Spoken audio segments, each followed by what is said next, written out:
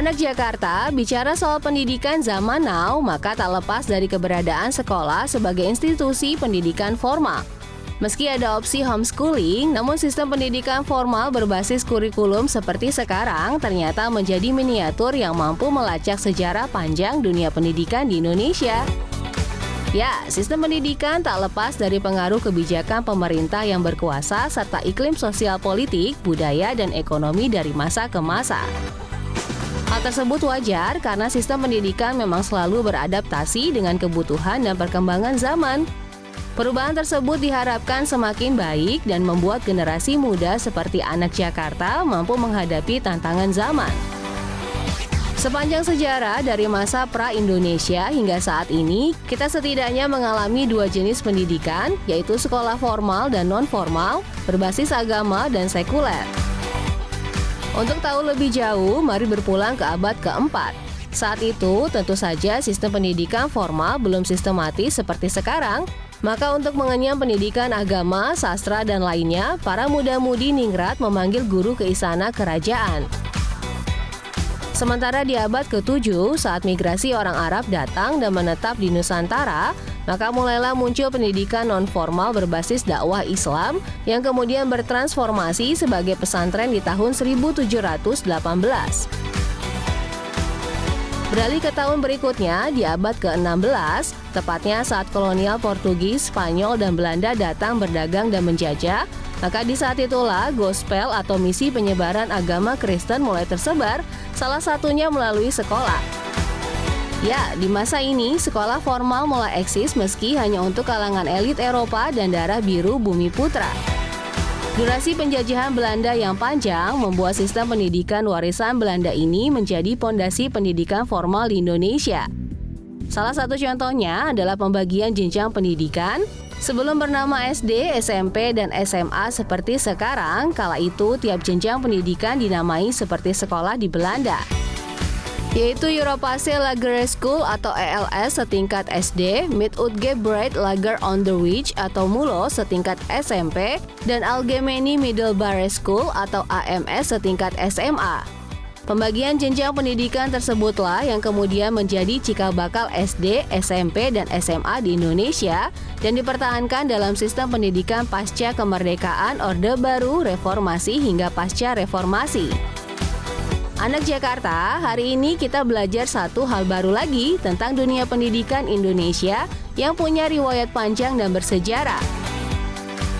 Selain mewarisi sistem pendidikan, ternyata hingga saat ini ada beberapa sekolah yang masih menempati gedung berarsitektur kolonial.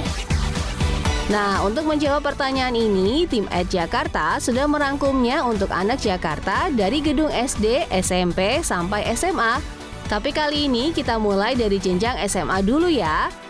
Yuk meluncur ke kawasan Sawah Besar, Jakarta Pusat. Anak Jakarta pasti tak asing dengan julukan sekolah ini. Ya, inilah SMA Budut 1 atau SMA Negeri 1 Jakarta. Nama Budut adalah akronim dari Jalan Budi Utomo nomor 7, lokasi sekolah ini. Untuk kenal sekolah ini lebih dekat, kita diajak siswa dan siswi SMA Negeri 1 Jakarta berkeliling dan melihat langsung arsitektur gedung. Saat pertama kali memasuki gedung sekolah, kita langsung disambut dengan puluhan daun pintu dan jendela tinggi khas kolonial Belanda. Belum lagi lantai berwarna abu-abu ini yang ternyata masih asli sejak pertama kali gedung ini berdiri. Anak Jakarta harus lihat motif bunga berkelin merah putih hitam ini. Ratusan tahun lalu motif ini menjadi ciri khas gedung kolonial Belanda. Belum habis rasa takjub melihat kentalnya nuansa kolonial Belanda, tim Jakarta diajak melihat ruang kelas ini yang masih mempertahankan kursi dan meja kayu serta level lantai yang sangat identik dengan ornamen sekolah di masa kolonial Belanda. Ornamen lainnya yang masih asli adalah lonceng sekolah, atap, lampu gantung, dan pohon sengong tua yang sayangnya sudah tumbang.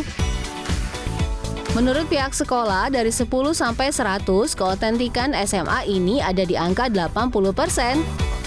Ya, sejak ratusan tahun berdiri, gedung ini masih kokoh dan hanya pernah beberapa kali direnovasi minor, seperti pada bagian lantai dan engsel pintu. Sebagai bangunan cagar budaya, SMA Negeri 1 Jakarta memang tak bisa asal memugar atau mengubah konstruksi gedung. Satu engsel pintu rusak saja tak bisa langsung diperbaiki, tapi harus menunggu instruksi pengawas cagar budaya.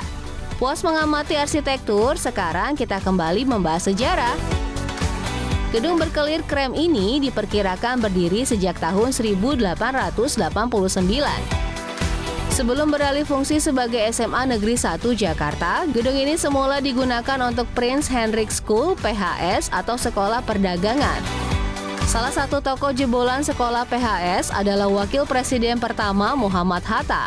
Cikal bakal SMA Negeri 1 Jakarta ternyata tak bermula di gedung ini, melainkan gedung Kanisius di Jalan Cikini Raya.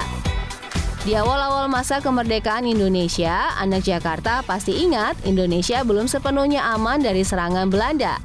Pada 1946 sampai 1949, Belanda melakukan agresi militer yang menyebabkan perang dan berimbas pada aktivitas belajar kala itu. Ya, sekolah dipaksa bubar. Namun para guru dan murid pantang takluk, aktivitas belajar kala itu terus berjalan di rumah-rumah guru. Di tengah suasana genting tersebut, tepatnya pada 13 Maret 1946, dibentuklah sekolah pemerintah yang pertama.